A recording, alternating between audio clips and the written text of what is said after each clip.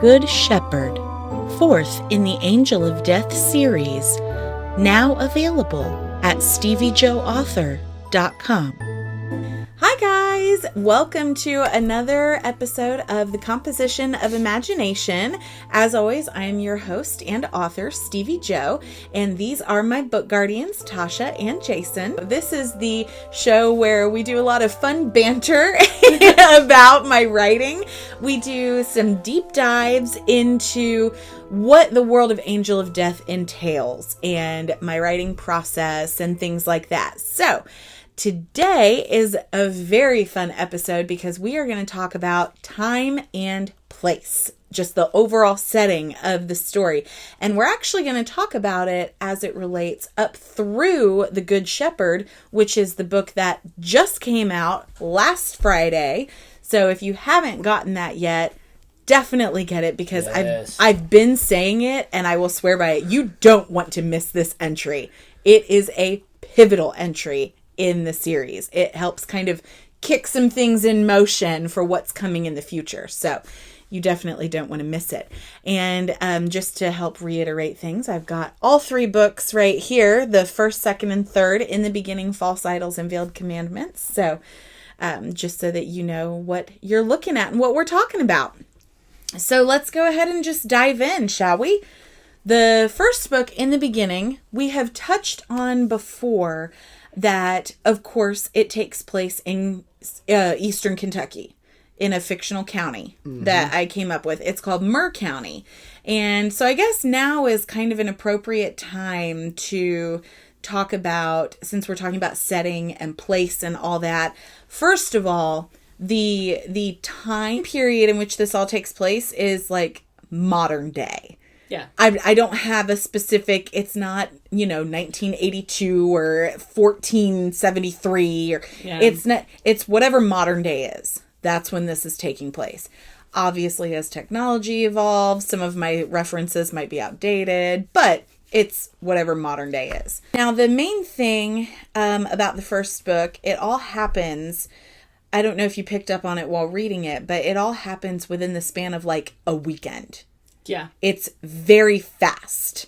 So, and I think what you'll find as you read through my books is I don't cover a lot of time in the book.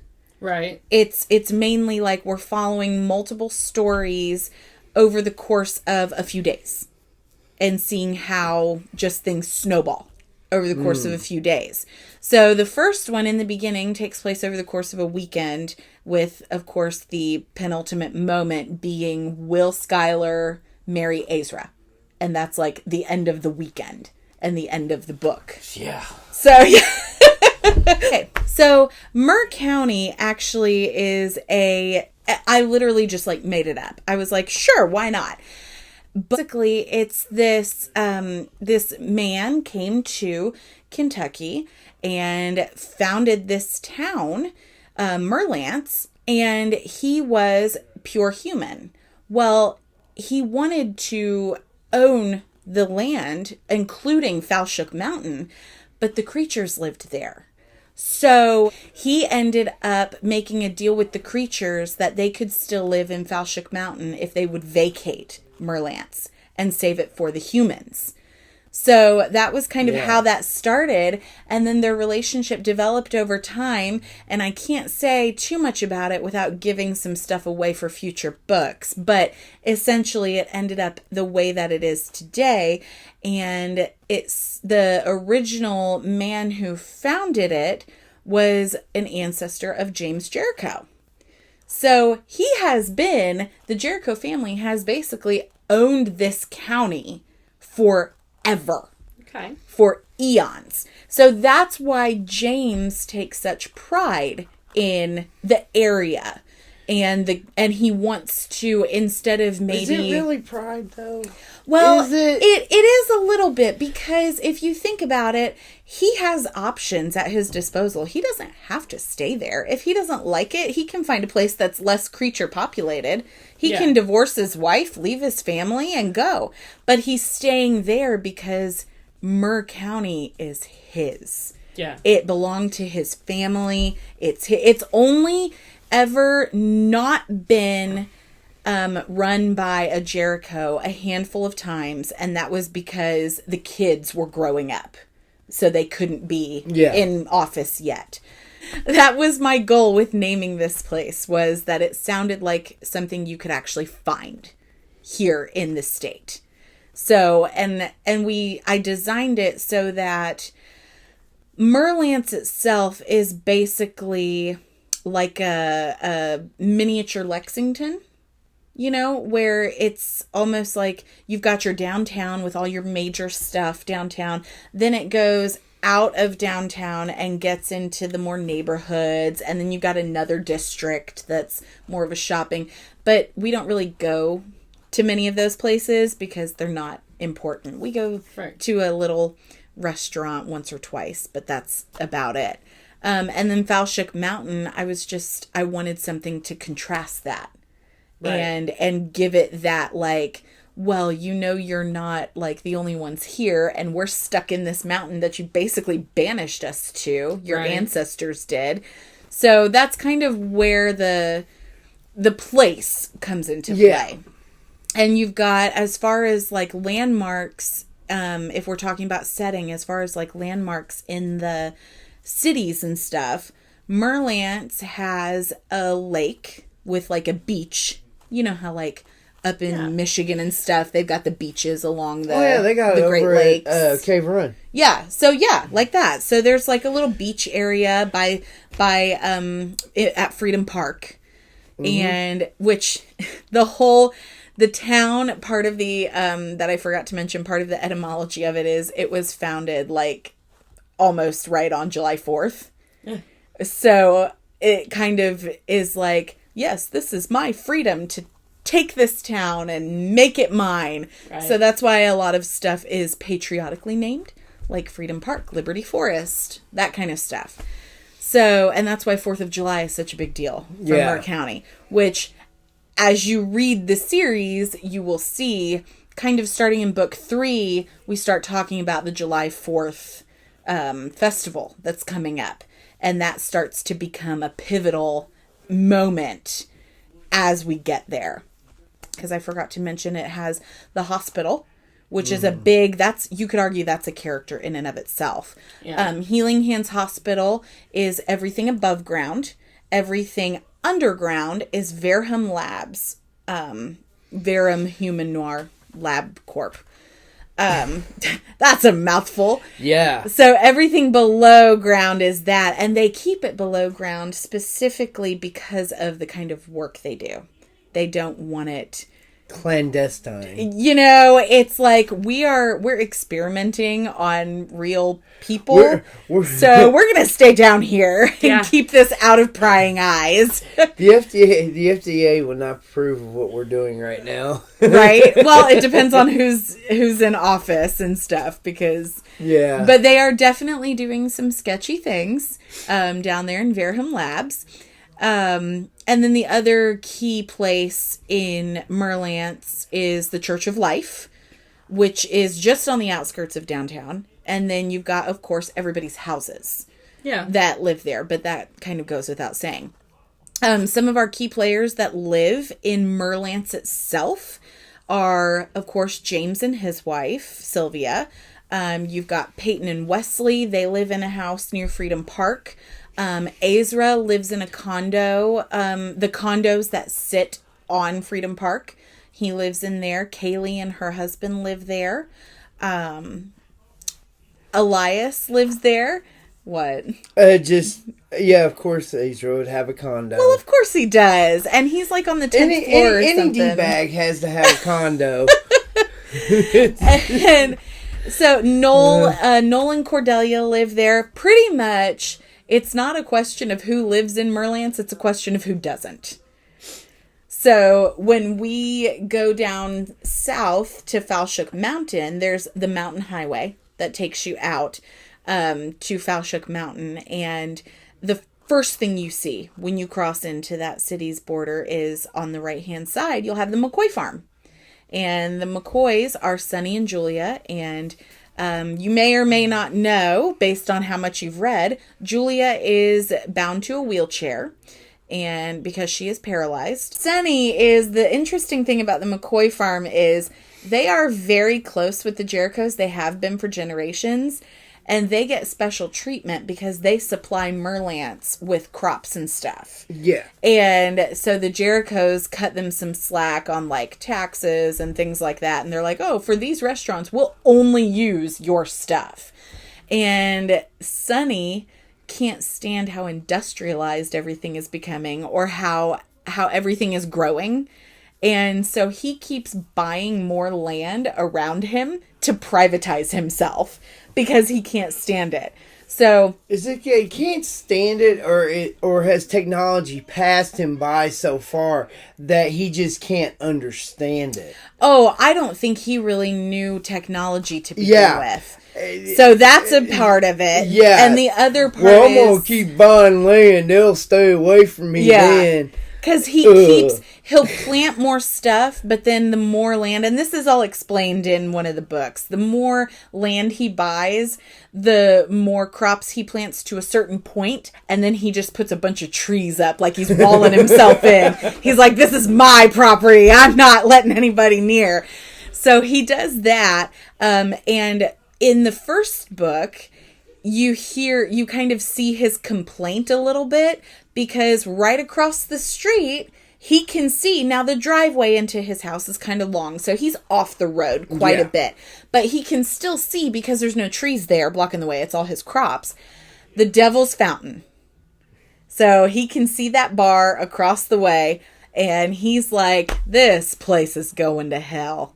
And I can't deal with this. Exactly. I would do anything, sit there, get that off, own that property over there. Exactly. And he thinks that they shouldn't have let the bar be opened. So, for those of you who don't know, the Devil's Fountain is a bar owned by Elias. He built it. That was his kind of foray into moving into Merlants and Falshoek Mountain, because he wanted to build a bar somewhere. He couldn't build it in Merlants because they're dry.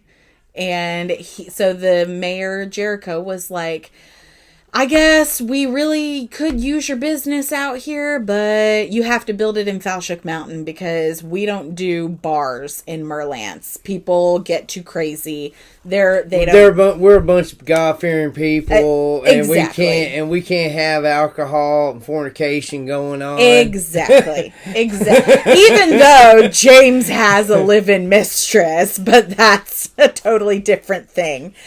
That's a chapter for another day. Exactly. That's a James chapter. But he allowed the bar to be built in Falshoek Mountain. Now, the cool thing is it almost backs straight up to Alchemic Falls, which I am told is resemblant of the Cumberland Falls area. In a way, yeah. So this waterfall has magical properties, and merfolk live in there. And the thing about Alchemic Falls is it goes so high that no one has been able to reach the top yet, because it's such a tall waterfall. And they have tried, but they usually run out of oxygen or something before they make it to the top. And so no one knows how far up it goes. No one knows how deep it goes either, because the merfolk live in those waters, and they're territorial. They are very territorial, and you can't go down there without being attacked and basically eaten. So my merfolk are, I think of them as very reminiscent of ancient siren type tales, where the women work hard to lure you in with their beauty, but then as soon as they've lured you in with their beauty, the magic fades and you see their real faces, and they're absolutely horrifying. Yeah. And the men are, they don't have the magic to hide their faces because they're not. So they just kind of lay in wait and help and wait for the food to come to them. Yeah. Kind of deal. So that's the deal with that. And so Alchemic Falls, with its magical water, Elias has kind of set almost a drainage situation into the basement it's in the main floor and the basement of the Devil's Fountain. And legend has it, if you drink the water from the fountain, your greatest desire will come true. So, he kind of crafted this. I just saw gears click into place. Yeah, me too. Yeah. Literally. That just, oh my God. Even though I read that part, when you said that, it hit. Yeah. It hit. Yeah. Like, things clicked. No, I'm pretty sure the chime on the clock tower. No, it was already clicking. It was thinking about something else, but it got me on another part. Ah. Okay. Yeah. Spoiler-free reveal on what part? It's gonna be it's 4. Okay. It's 4 and does it have to do with a certain lichen? Yes. Yes. Then you are definitely on the right track. Yeah.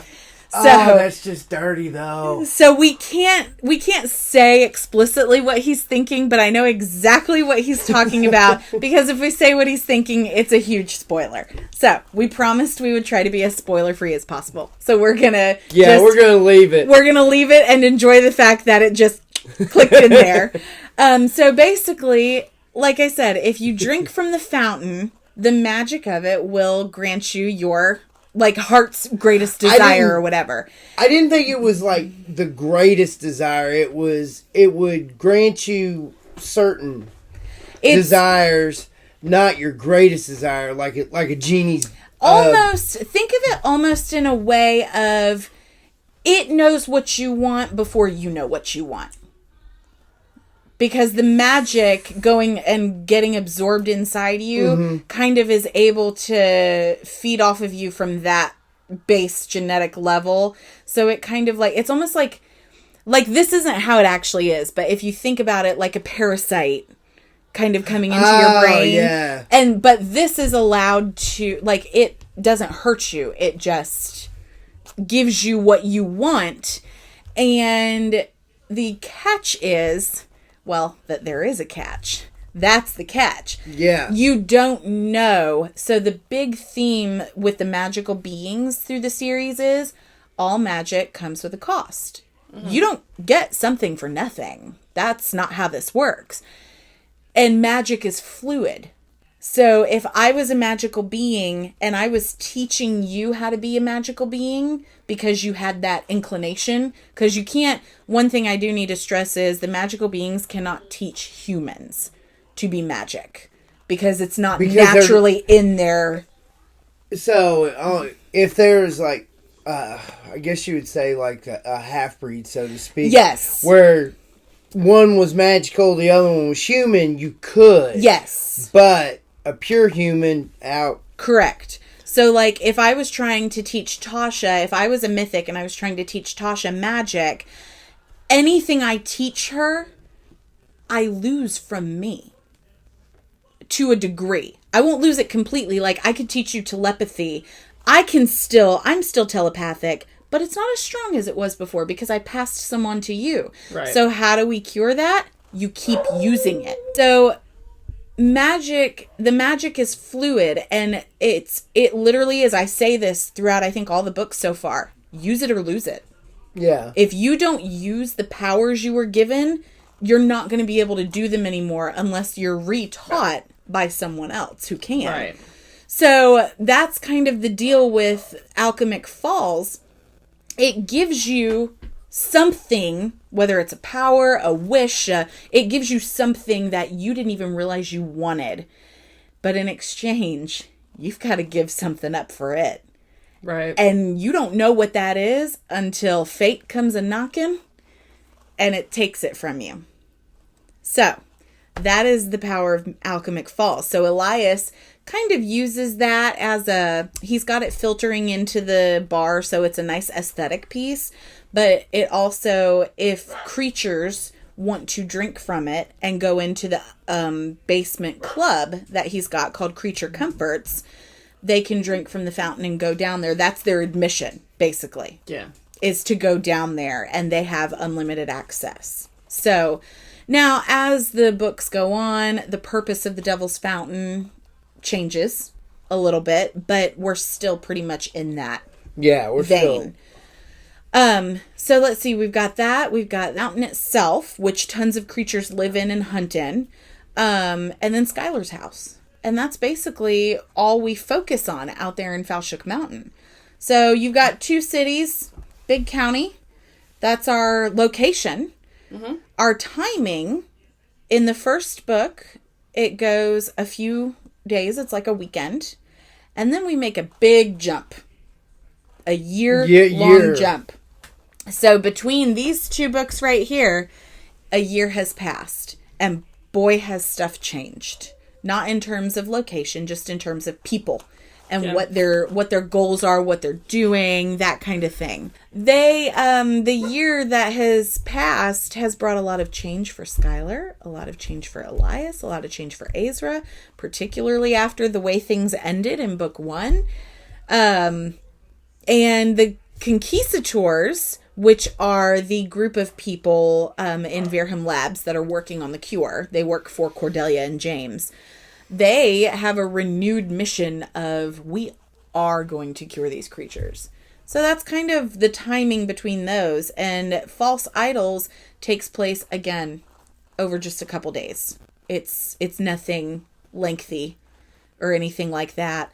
And then the time frame between False Idols and Veiled Commandments is only, I think, about 2 weeks, I believe. Yeah. Yeah. It's about 2 weeks. And again, a lot has changed, but not a lot has changed in 2 weeks. You know what I mean? The impact of the second book is felt in the third one with how it ends. So it really, and it picks up with how things have come, and we're starting to see more of a sense of urgency to create this cure, because what the Conquistadors discovered in False Idols is kind of making James and Cordelia nervous. So in Veiled Commandments, they are really wanting to work hard for a cure, but Elias throws a kink in the chain.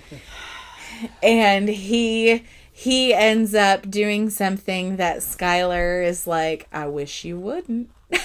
You don't know my family. Yeah, seriously. And then the time difference between book 3, Veiled Commandments, and book 4, The Good Shepherd, is another couple weeks. And is it though? It's like a week and a half or 2 weeks or something like that. Oh yeah, it was 2 weeks because of the way book 3 ended. So I was gonna say, because it seemed like it was pretty concurrent.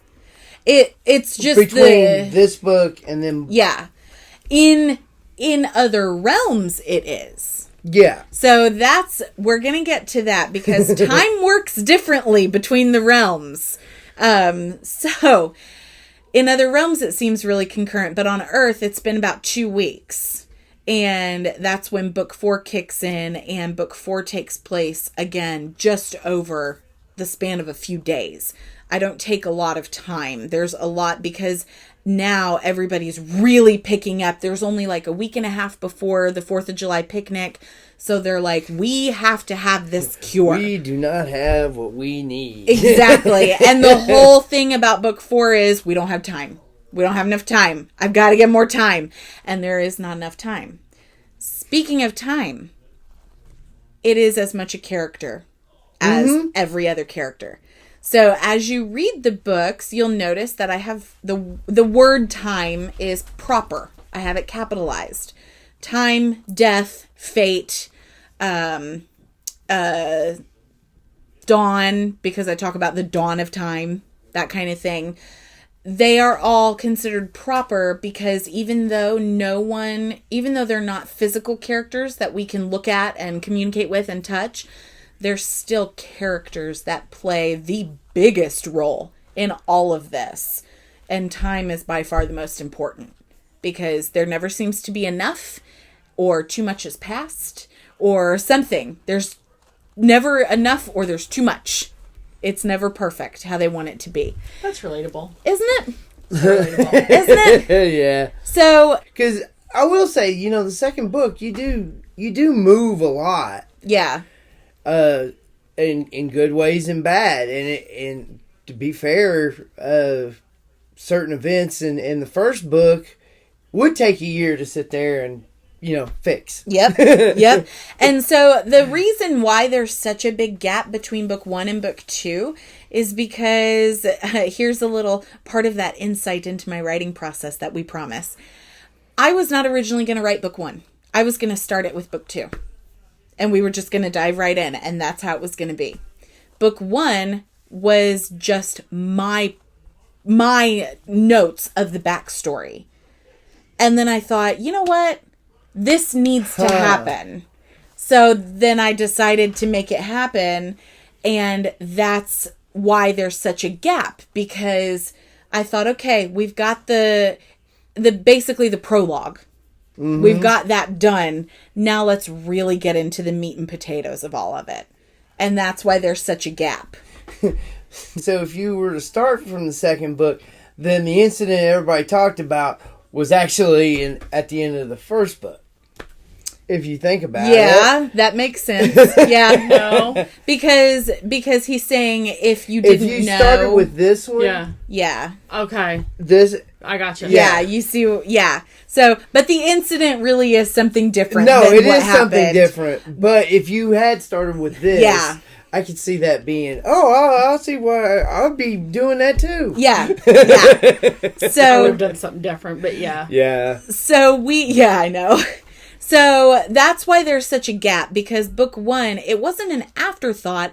It was just me going, do I want to get this one? Do I want to story this one? Or do I want to start here? And I decided, yes, I want to start with the prologue and get that foundation laid. So, and I'm glad I did. Now that we're talking about concurrent time works differently in heaven and hell than it does on earth. And heaven and hell's time work the same. Earth is the only one that's the oddball. Right. So, and that's because time on earth was created after the fact.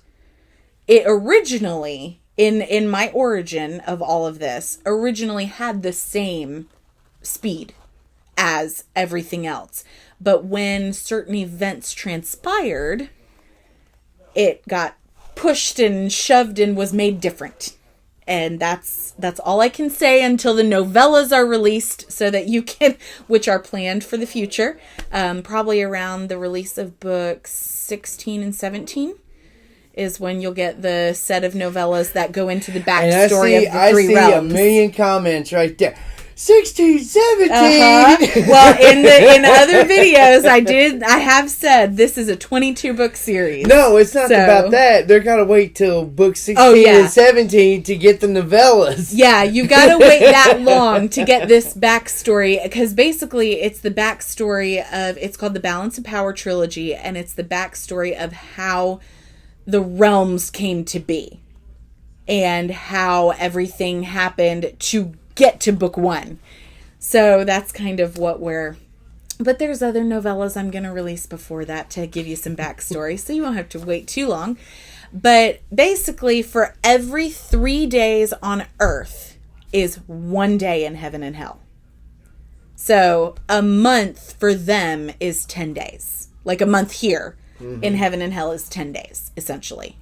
So that's why when you go from 4 or 3 to 4, time, when you open it, you end with hell and you open with hell, time seems to be like, oh, nothing's changed. Yeah. Because they're still on just a couple days, whereas we have moved 2 weeks.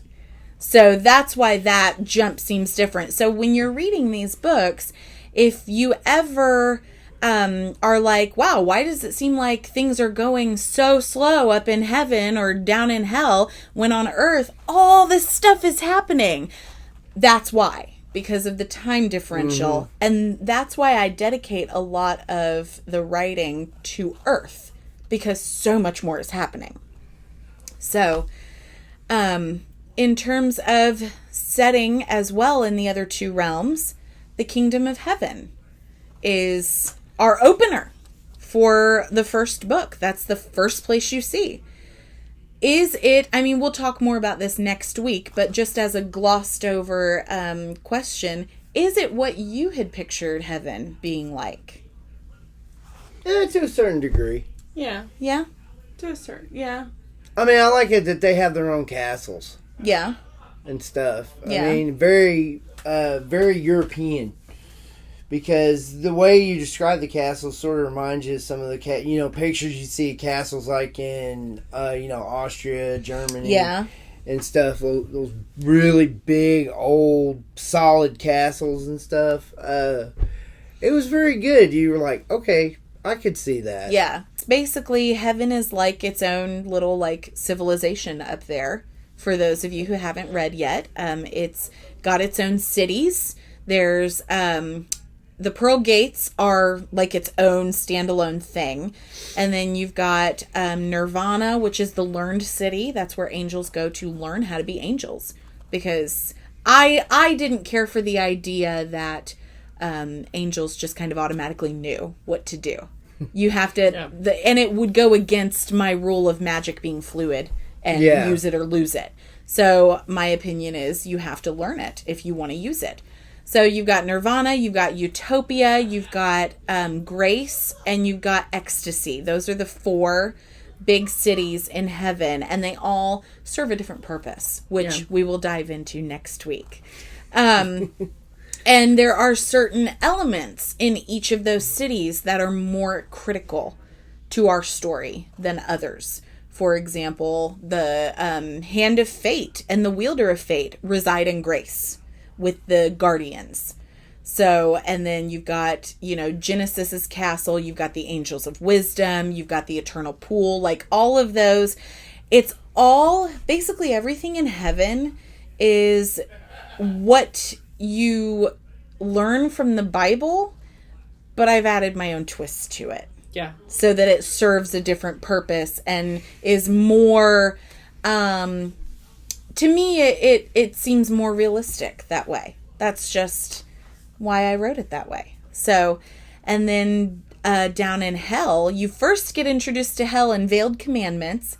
Opens right there. You're following a line of damned souls going into the gates, and they're these huge, like, stone iron gates with a beautiful, I wish that someone would draw this for me, the carving on the gates of the fall, basically, and of Lucian's fall. But the big gates, they're called Fire and Brimstone, because, gotta have it. Gotta have it. Fire and Brimstone. Homage to the old, classically trained preachers that still do the burn in hell kind of thing. And then you go in and there's this city called Misery. And that's backed up to the volcano of hell.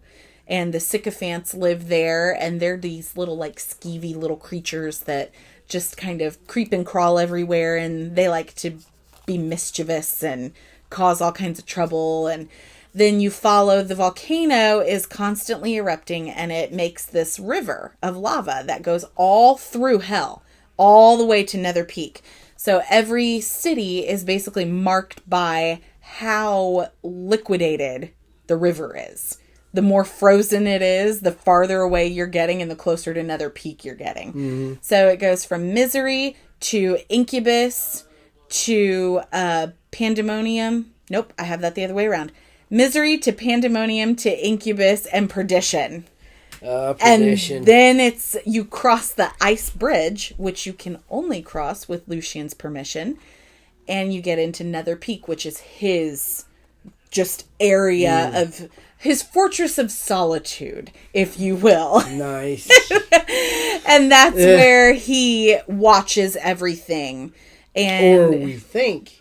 Well, there's nothing to the contrary. I mean, you could say the same for heaven. I mean, where everybody says they're watching, but we've got chaos and mayhem going on. But is that all part of fate's plan? It could be, but at the same time, how can you call yourself a leader of or ruler of a realm, whether it's heaven or hell, and not know what's going on?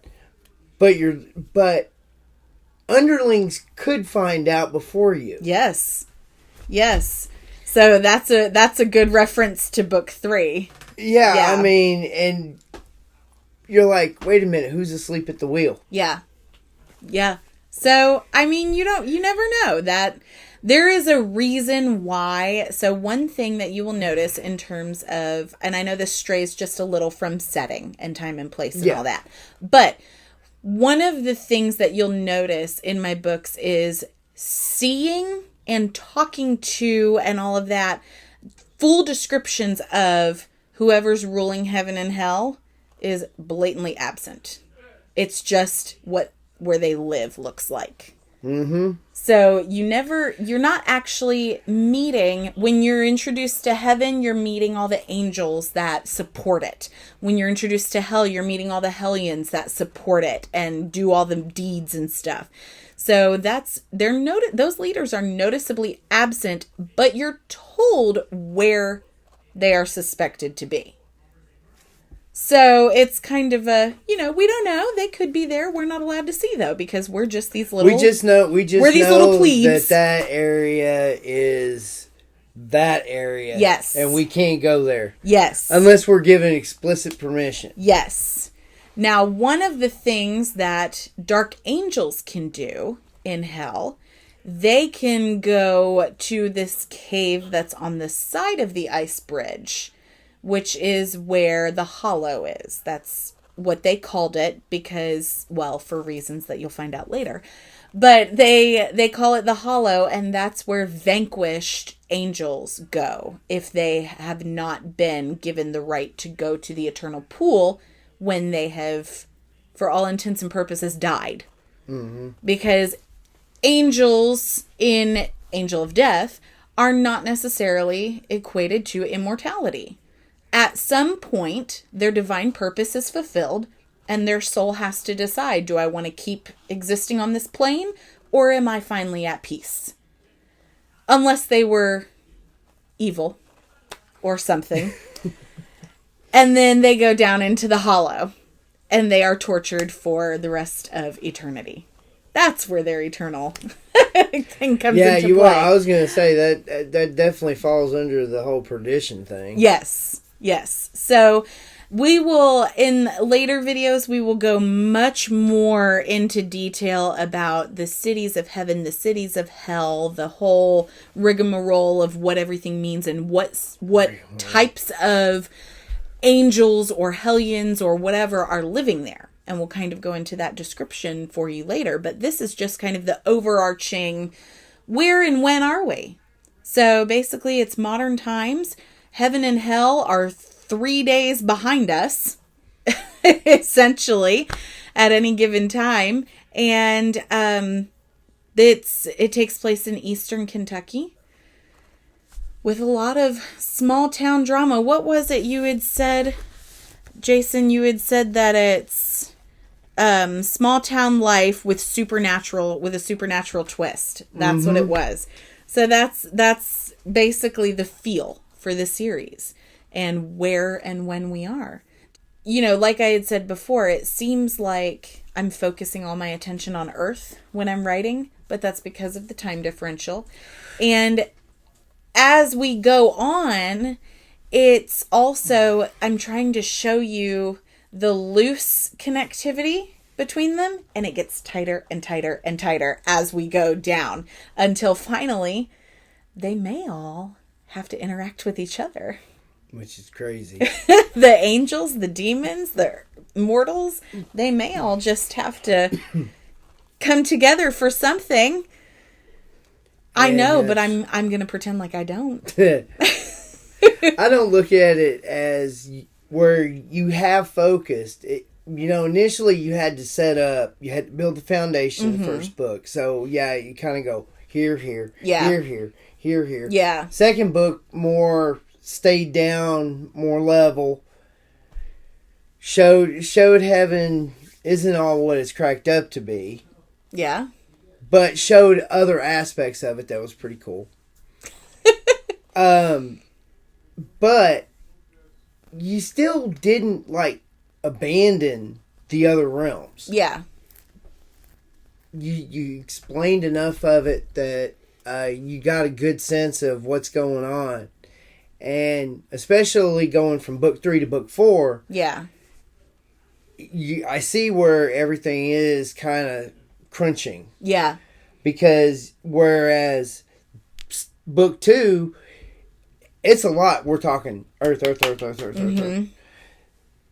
Book 3 kind of bounces a little bit, but it still kind of focuses. And then all of a sudden you see it into 4 where it's almost like a wave. You work your way up, coming down, coming back, but it's all in one fluid motion. It's not so... the jumps aren't as bad. Yeah. To where you go, okay, ooh, this looks interesting. Wait, where are we at? Oh. Well, and yeah, so it will definitely take you on a roller coaster of when and where, but it's not a terrible ride. It's a fun ride because it's very much, oh my gosh, now I want to know what's happening next in that realm. Like, so that's... And you spend enough time when you jump to that realm. It's not like you go, okay, I'm doing this for 2 paragraphs. Yeah. And then, okay, now we're back in Eastern Kentucky. Yeah. And all the events all have an effect on each other. So whenever heaven or hell is interjected into the action on Earth, for example, in book 4, after that, after that, whenever hell, I think it heaven is interjected in right there. It's both, but I think heaven comes first.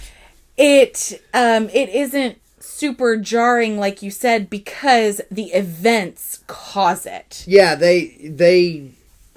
you set up enough of a lead in earlier chapters to where you're going, okay, now it's go time. Yeah. And really, those lead ins started from the very first book. Yeah.